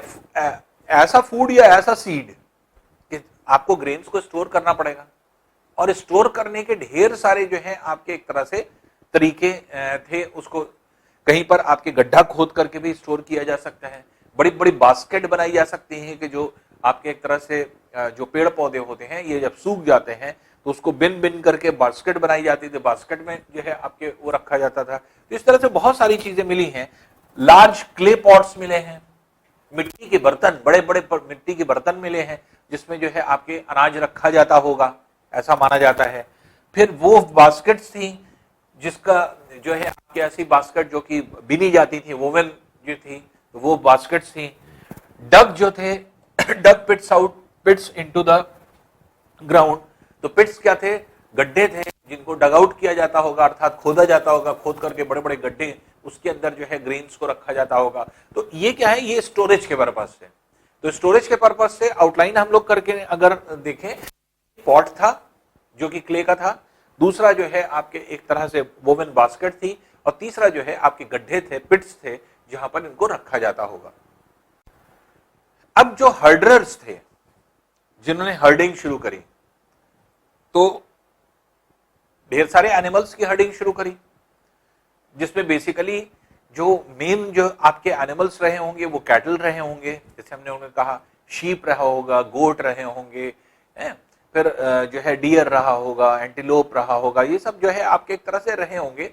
लेकिन मेनली किसको जो है आपके जो क्वीन काम रहते हैं, जो एक जगह पर रुके होते हैं, जो एक तरह से इंसान के करीब आ सकते हैं, तो ऐसे जानवरों में कैटल, शीप और गोट थी। कैटल, शीप और गोट जो है आपके मूवमेंट उनका बहुत स्लो है, बहुत कम है। जैसे डियर है, एंटीलोप है, ये तेज भागते हैं, ये रुकेंगे नहीं। तो हो सकता है कि वो नहीं रुके हों, जिसकी वजह से उनका डोमेस्टिकेशन नहीं हो पाया। लेकिन जो आपके शीप थी, गोट थी और फिर आपके एक तरह से कैटल थी, इसका डोमेस्टिकेशन आसानी से हो गया, क्योंकि ये बहुत सिंपल जानवर होते हैं। इनको खाना मिल जाए, भोजन मिल जाए, आराम से जो है अपने उसी प्लेस पर रुके रहेंगे। इनको और ज्यादा चाह नहीं होती। आप उनको जगह पे खाना देते रहें तो वो उसी जगह पे बैठे रहेंगे। तो इस तरह से डोमेस्टिकेशन हमेशा देखिए शीप, गोट और कैटल्स का हुआ है। तो इस तरह से जो है आपके इस पर्पज से हुआ होगा, चाहे फार्मर्स हो, चाहे हर्डरर्स हो, तो इन्होंने मेनली बेसिकली स्ट्रेस दिया होगा जो डोमेस्टिकेशन पे, वो किस पर स्ट्रेस दिया होगा? कैटल पर और जो है आपके एक तरह से शीप और गोट पर। पर्पस क्या था? दो था, जैसे हमने आपको बताया था। पहला पर्पस क्या था? एक तो ये कि इन सभी से मिल्क मिलता था। मिल्क एक कंप्लीट फूड था, जिससे कि अगर कोई चीज अगर खाने को भी नहीं अगर अवेलेबल है तो एटलीस्ट मिल्क अगर जो है इंटेक कर लिया तो पेट भर जाता है। तो इसलिए मिल्क का यूज बहुत पहले से जो है आपके शुरू है। इसलिए कैटल से जो कैटल थी या फिर जो है आपके एक तरह से गोट थी, शीप थी, तो इन लोगों ने क्या है, इन लोगों का जो है पर्पस यही था कि एक तो मिल्क मिलेगा और दूसरी इंपॉर्टेंट चीज, इनको ऐसा सोर्स ऑफ फूड भी रखा जा सकता है। क्योंकि सोर्स ऑफ फूड के मतलब कि जब मान लीजिए कुछ नहीं है तो इन्हीं को जो है आपके काट करके खाया जा सकता है, इनका मीट खाया जा सकता है। तो मीट भी क्या है? एक सोर्स है। तो इसलिए दोनों पर्पस से इनका यूज जो है किया गया होगा इनिशियल स्टेज में। और एनिमल्स को मेनली जो है आपके कुछ एनिमल्स ऐसे होंगे जिनको स्टोरेज ऑफ फूड के लिए रखा गया होगा, जिसमें जो है आपके एक तरह से जो एक तरह से फाइंडिंग्स मिलती है, उस फाइंडिंग से हम लोगों को यह पता चलता है कि ऐसे कौन से एनिमल थे जिनको सिर्फ फूड के पर्पज से रखा जाता था। तो उसमें फूड के पर्पज से, सिर्फ फूड के पर्पज से, जैसे आपके जो है डियर को रखा जाता था, एंटीलोप को रखा जाता था, पिग्स को रखा जाता था। तो ये आपके एक तरह से पहले चले आ रहे ऐसे जानवर थे जिनको सिर्फ जो है आपके एक तरह से सोर्स ऑफ फूड के लिए ही रखा जाता था। तो कुछ ऐसे थे कि मिल्क और सोर्स ऑफ फूड दोनों देते थे, जिसमें कैटल, शीप और गोट आते थे, और कुछ ऐसे थे कि जो सोर्स ऑफ फूड के लिए ही एनिमल्स रखे जाते थे। तो ये जो है आपके एक तरह से पर्पस था इन जानवरों को एक जगह रखने का। अब कैसे पता चला या किस जगह से पता चला कि कहां पर जो है आपके सबसे पहले कृषि कैसे शुरू हुई, क्रॉपिंग कैसे शुरू हुई, फार्मर्स कहां पर सबसे पहले स्टार्ट हुए, हर्डरर्स कहां पर थे?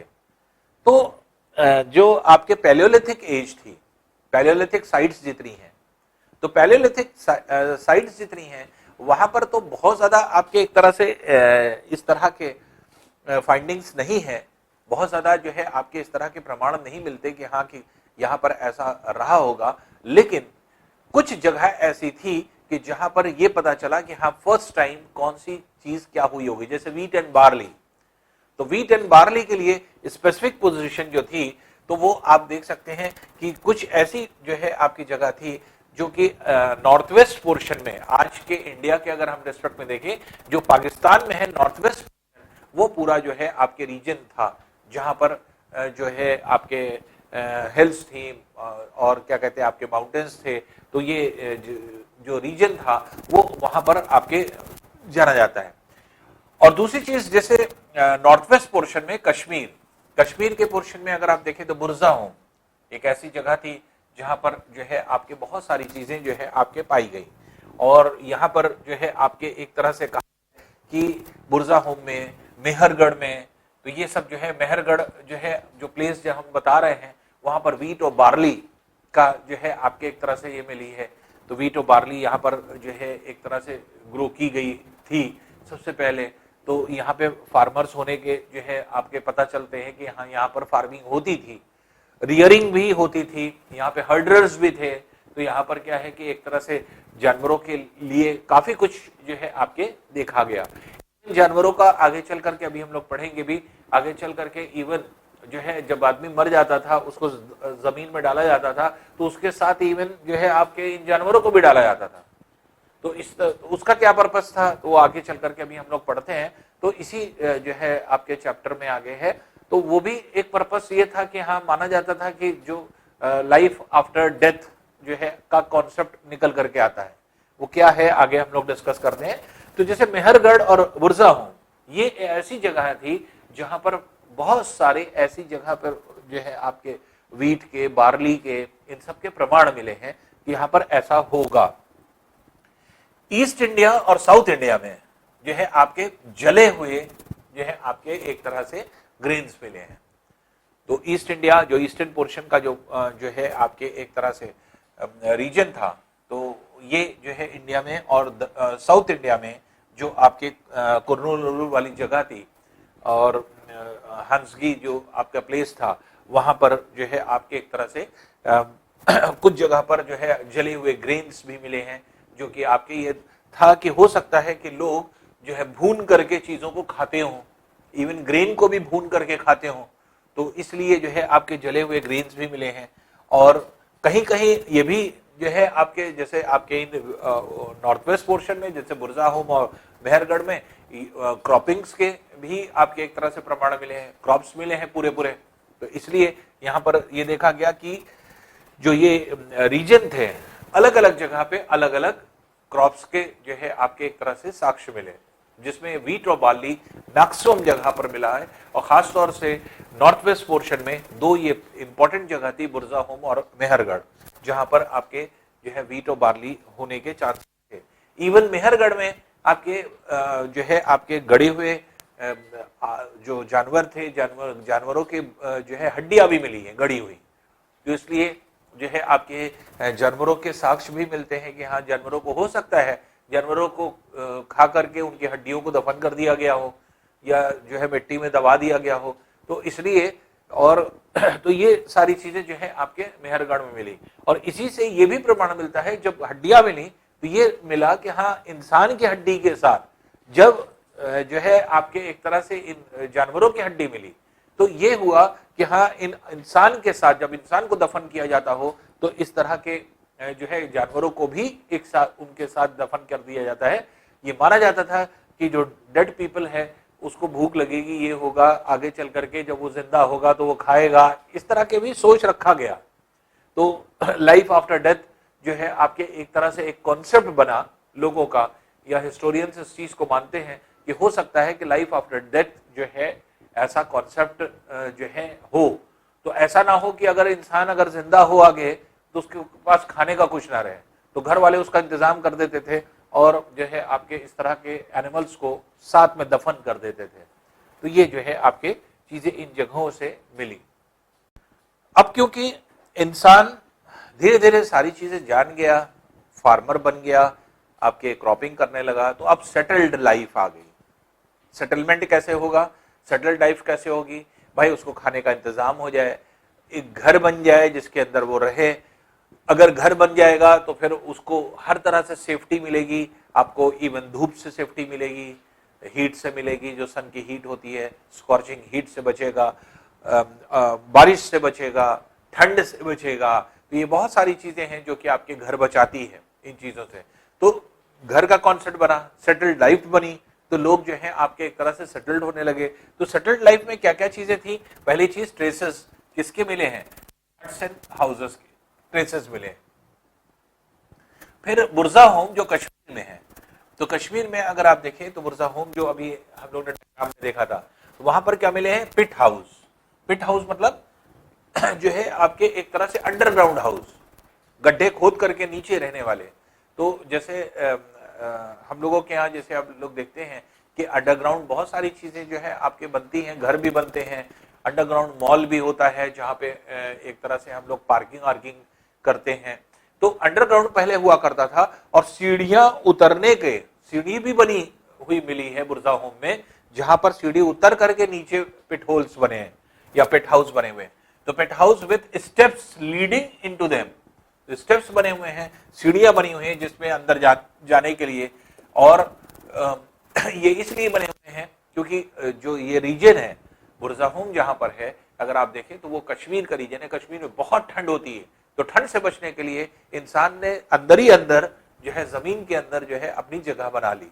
तो इससे जो है अंदर जा करके रहता होगा जब बहुत ज्यादा ठंड बाहर पड़ती होगी, क्योंकि तब कोई गर्म कपड़ा तो था नहीं, कंबल तो था नहीं, जो है लिहाफ तो थे नहीं, तो इस तरह के वार्म ब्लैंकेट्स नहीं थे। तो ब्लैंकेट्स नहीं थे तो कैसे जो है अपनी जो है बदन को बचाएगा, वह ठंड से कैसे बचेगा। तो ठंड से दूर जाने के लिए जमीन को खोद करके पिट हाउस बनाए जाते थे। तो पिट हाउस में जैसे मान लीजिए कि जो है नीचे की तरफ जो है जो ग्राउंड लेवल होता है, ग्राउंड लेवल के अंदर जा करके जो है सीढ़ी से उतर करके अंदर की तरफ जो है आपके पिट होल्स बड़े बड़े होते थे जिसमें लोग रहते थे। फिर कुकिंग हर्ट्स मिली है, हर्ट्स मतलब होता है आपके एक तरह से भट्टियां, तो ये भट्टी मिली है, तो कुकिंग हर्ट्स मिली है। वो भी हर्ट्स मिली है दो जगह, हट के अंदर भी मिली है, हट के बाहर भी मिली है। जो क्या प्रमाण देता है, जो क्या बताता है, तो अगर सेंस से सोचिए तो कभी कभी ये होता होगा कि भाई बहुत ज्यादा ठंड है, बहुत ज्यादा जो बारिश हो रही है, तो इंसान अपने खानों को बनाता होगा, हो सकता है घर के अंदर, लेकिन बहुत ज्यादा गर्मी है, बहुत ज्यादा गर्म हो रहा है, तो घर के अंदर ना बना करके बाहर बनाता होगा। इसलिए भट्टियां जो मिली हैं, वो भट्टियां आपके घर के अंदर भी मिली, घर के बाहर भी मिली, दोनों जगह मिली, जिससे ये पता चलता है कि सीजनली इंसान अपने आप को जो है एक तरह से सीजनली अपने आप खुद से एडजस्ट करता होगा। तो जैसे बरसात के दिनों में अंदर घर में के अंदर जो है खाना बनाता होगा, या ठंड में जो है अंदर खाना बनाता होगा, गर्मी में बहुत ज्यादा गर्म हो जाता होगा अंदर, इस वजह से बाहर खाना बनाता होगा। तो इस तरह की चीजें जो है आपके मिली हैं। तो कुकिंग हर्ट मिली है, अंदर भी बाहर भी, जो कि आपके हाउसेस के या हट्स के जो है मिलती हैं। दूसरी चीज, जो टूल्स थे वो बहुत डिफरेंट थे पैलियोलिथिक जो है आपके टूल्स। पैलियोलिथिक टूल्स क्या थे, ऐसे टूल्स थे जो कि पत्थरों के से बनते थे, लेकिन धीरे धीरे करके आपके इन जगहों पर जो टूल्स थे, फिर आगे चल करके हम लोगों को ये पता चलता है कि लोगों ने मेटल्स का यूज शुरू कर दिया, कॉपर का यूज शुरू कर दिया, फिर कॉपर और टिन मिला करके उन्होंने ब्रॉन्ज बनाना शुरू कर दिया, तो ब्रॉन्ज का यूज शुरू कर दिया, गोल्ड और सिल्वर का यूज शुरू कर दिया। तो मेनली कॉपर और ब्रॉन्ज ये बहुत ही इंपॉर्टेंट मेटल है, जो आपके एक तरह से कॉपर एज या ब्रॉन्ज एज के नाम से भी जाना जाता है, जब इंसान ने उसको बनाना शुरू कर दिया था। तो जो आपके नए टूल थे वो थोड़ा सा स्पेसिफिक भी थे, और जो है आपके एक तरह से साइज में भी छोटे हो गए थे, जो आपने पढ़ा था, क्योंकि मीजोलिथिक एज जो थी, मीजोलिथिक जो आपके साइट्स थी, जहां पे माइक्रोलिथ, आपको याद होगा माइक्रोलिथ टूल्स इस्तेमाल होते थे। तो माइक्रो मतलब होता था छोटा, लिथ मतलब होता है रॉक्स, तो छोटे रॉक्स से जो बनते थे टूल्स, उस तरह से आपके यूज हुआ करते थे। दूसरी चीज, जो अलग से टूल्स आपके मिले, उसमें क्या मिला, जैसे mortar and pastels. Mortar and pastel क्या होता था, जैसे आप देखते हैं कि इसे कूटने के लिए जो मूसल होता है, जिसको जो आपके एक तरह से कुटाई के लिए जो है आपके होता है, तो ये हामिन दस्ता भी उसको बोलते हैं, तो ये सब जो है आपके, तो इसी को जो है मोर्टार एंड पेस्टल्स कहा जाता है। तो ये हो सकता है कि आपके ग्राइंडिंग ग्रेन्स करने के लिए, को ग्राइंड करने के लिए, तोड़ने के लिए जो है आपके एक तरह से अनाज को पतला करने के लिए, छोटा करने के लिए जो है आपके एक तरह से बड़े बड़े मेटल के ये भी मिले हैं, जो ये बताते हैं कि शायद ग्रेन्स की कुटाई भी होने लगी थी। तो बहुत रीजन में मोटार और पेस्टल्स बहुत ज्यादा मिले हैं। तो ये जो है आपके कूटने के इस्तेमाल में, जैसे ओखली जिसको कहा जाता है, बड़े सेंस में अगर आप देखें तो ओखली का भी कॉन्सेप्ट इसमें आता है। तो वो जो है आपके बहुत ज्यादा जो है आपके जगहों पर मिला, और ये ज्यादातर मेटल्स के मिले हैं, तो जिसमें कॉपर और ब्रॉन्ज के ज्यादातर जो है आपके मिले, क्योंकि अब तक पता नहीं था, आयरन का पता भी नहीं था, तो इसलिए आयरन जैसी चीज कोई चीज थी नहीं, तो सिर्फ कॉपर और ब्रॉन्ज ही यूज होता था। फिर अर्दन पॉट्स, जो बहुत खूबसूरत अर्दन पॉट्स होते थे, मतलब मिट्टी के बहुत अच्छे बर्तन होते थे जिनको डेकोरेट किया जाता था। तो ब्लैक कलर के पेंट से उसमें जो है आपकी पेंटिंग करी जाती थी, कार्विंग की जाती थी, उसमें जो है आपके कार्विंग करने वाले उसमें कार्विंग करते थे। तो मिट्टी के पॉट्स जो होते थे उसमें पेंट लगना, तो पेंट अब किस तरह से बनता था या कैसे बनता था वो अलग चीज है, लेकिन अच्छे डेकोरेट किया जाता था उन पॉट्स को। और ये पॉट्स काहे के लिए यूज होते थे, ये बर्तन काहे के लिए होते थे, स्टोरिंग पर्पज से। स्टोरिंग पर्पज से जो है इनका यूज किया जाता था। दूसरी इंपॉर्टेंट चीज ये है कि कुछ पॉट्स ऐसे बनाए जाते थे, या कुछ पॉट्स ऐसे थे जो कुकिंग के लिए इस्तेमाल होते थे। ऐसे बर्तन होते थे जिसमें कि ऐसा जो है आपके पता चलता है कि शायद उसके अंदर खाना भी बनाया जाता हो। खाने में क्या बनाया जाता था, गेहूं, क्या कहते हैं आपके धान, चावल और लेंटिल्स जो कि आपके दाल है। तो ये जो है आपके एक तरह से ये आपके चावल, गेहूं और दाल जो आपके बनाए जाते थे, तो ये जो है एक तरह से इस कुकिंग पॉट्स में बनाए जाते थे।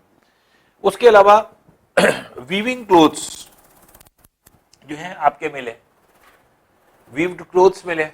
अब बुने हुए जो है आपके एक तरह से कपड़े मिले, और ये बुनाई किससे हुई है, कॉटन से। तो इसलिए ये भी पता चला कि हाँ, कॉटन भी जो है एक तरह से यूज होने लगा बहुत पहले से, और कॉटन का इस्तेमाल हम लोग करने लगे, जिससे कि कपड़ों का जो है आपके एक तरह से कपड़ों को बनाया गया। तो कपड़े बने उसी जो है कॉटन से, और धीरे धीरे करके जो हंटिंग गैदरिंग थी यही चेंज हो गई सेटल्ड लाइफ में।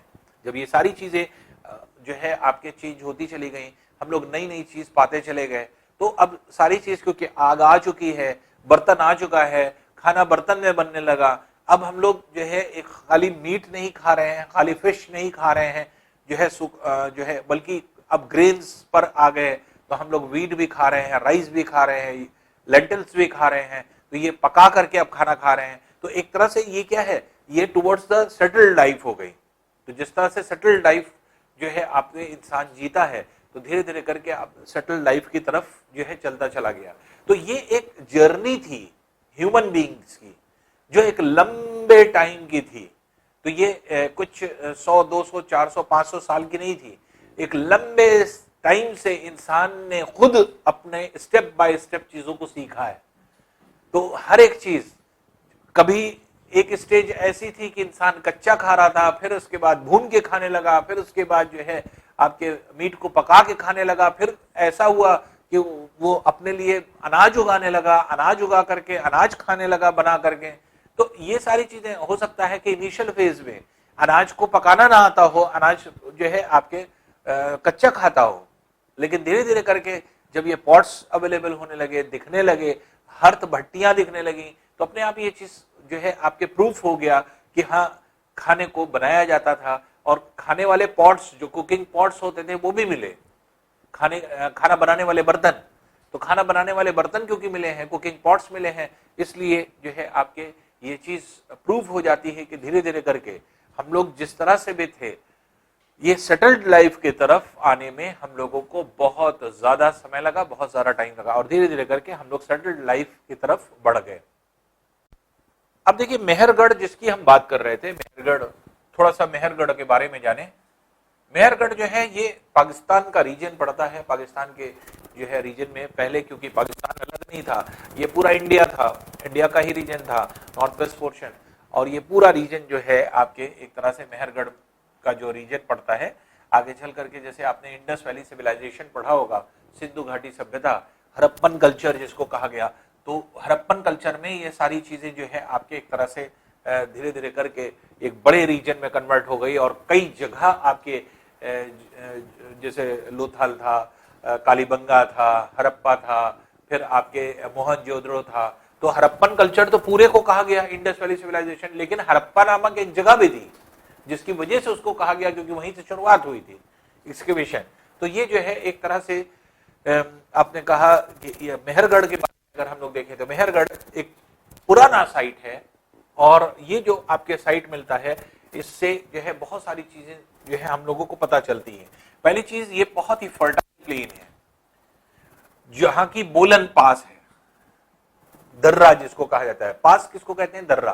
दर्रा किसको कहते हैं? माउंटेन्स के बीच में पाया जाने वाला रास्ता जो माउंटेन्स के एक ओर से दूसरी ओर ले जाता है उसे पास कहा जाता है। तो बोलन पास है वहीं पर, जो रूट जाता है ईरान की तरफ, तो पाकिस्तान को ईरान से कनेक्ट करता है। इधर की तरफ पाकिस्तान है, इधर की तरफ ईरान है, बीच में बोलन पास है। तो बोलन पास जो है आपके दोनों को कनेक्ट करता है। ये मेहरगढ़ के पास ही है जो कि आपके इसमें पाया जाता है, और यहीं पर इस फर्टाइल प्लेन में जो आपके पाया जाता है इसमें मेहरगढ़ में, यहाँ पे बार्ली और वीट के जो है आपके ग्रेन्स मिले हैं। तो ग्रेन्स जो आपके हैं वो आपके यहीं पर पाए गए, जो कि आपके वीट और बार्ली के, जिससे ये पता चला कि पहले सबसे पहले सेटलमेंट में जो क्रॉपिंग हुई वो इसी मेहरगढ़ से हुई है। तो लगभग सबसे एंशिएंट पीरियड माना जाता है जहां से वीट और जो है आपके बार्ली की जो है एक तरह से उपज हुई होगी। फिर कैटल रेयरिंग में जैसे आपके शीप्स एंड गोट्स थी जो कि आपके मिली हैं, और वहां पर हड्डियां भी बहुत सारी मिली हैं इस मेहरगढ़ में, जिसमें शीप था, गोट है, डियर है, पिग है। तो यह माना जाता है कि इन सभी जानवरों को खाया भी जाता होगा ऐसा फूड, तो इसलिए जो है मेहरगढ़ में ये सारी चीजें जो है आपके मिली हैं। दूसरी चीज, यहाँ के घर जो होते थे वो स्क्वायर शेप में होते थे, मोस्टली स्क्वायर शेप में बने हुए, जो है जो था आपके 4 हिस्सों में बटा होता था। क्वार्टर पोर्शन जो है आपके 4 क्वार्टर्स होते थे, और ज्यादातर घर जो थे ये 4 हिस्सों में बटे होते थे। 4 स्क्वायर शेप में जो है इस तरह का घर हुआ करता था। तो ये जो है आपके एक तरह से ये आप ये कह सकते हैं कि एक घर में 4 कमरे होते थे, और हर एक कमरा एक दूसरे से अटैच होता था, एक दूसरे से जो है जुड़ा होता था। तो ये आपके एक तरह से स्क्वायर और रेक्टेंगुलर हाउसेस मिले हैं, जिसमें 4 कंपार्टमेंट्स होते थे। ये 4 कंपार्टमेंट्स हैं, 4 कमरे होते थे जो कि मिलते हैं। फिर जैसे हमने आपको पहले बताया था, डेथ यहां पर बहुत सारे जगह पर क्या मिला है? Burial with goods. तो बरियल विथ गोड्स के मतलब क्या हुआ कि जो डेड पर्सन थे, जब आदमी मर जाता था, उनके साथ बकरियों को जो है आपके बकरों को जो है आपके जो है उनके साथ जो है दफन कर दिया जाता था, उनके साथ जो है गाड़ दिया जाता था उनको। तो इसलिए क्योंकि यहाँ पर कॉन्सेप्ट जैसे हमने आपको बताया था लाइफ आफ्टर डेथ का भी था, तो कुछ लोगों का ऐसा मानना था, या फिर कुछ लोग ये नहीं जानते थे कि हाँ इंसान अभी मर तो गया है लेकिन हो सकता है कि आगे चल करके जिंदा हो जाए, तो अगर जिंदा हो जाएगा तो क्या खाएगा, भूखा मर जाएगा फिर। तो इसलिए जो है आपके घर वाले परेशान होकर के क्या करते थे, कुछ ना कुछ उसके साथ दफन कर देते थे, कि अगर मान लीजिए कि इंसान अगर कभी जिंदा हो या लाइफ आफ्टर डेथ अगर है तो वो अपना भोजन साथ में ले जाए और कुछ खा पी ले, इसलिए जो है आपके जो है इस तरह से गोट्स को जो है साथ में दफन कर दिया जाता था। तो ये सब मेहरगढ़ के बारे में ये सारे चीजें इकट्ठा यहाँ पर मिली। तो क्रॉप्स भी मिले, वीट और बार्ली भी मिला, 4 कंपार्टमेंट वाले आपके घर मिले, स्क्वायर और रेक्टेंगुलर घर मिले। फिर आपके वहीं पर कैटल रेयरिंग की भी बात आई कि रेयरिंग में कुछ एनिमल्स मिले, एनिमल्स की बोन्स मिली, और बरियल के साथ साथ, बरियल मतलब जो दफन किए गए लोग हैं उनके साथ साथ जो है आपके गोट्स के जो है आपके दफन होने के साक्ष्य मिले हैं।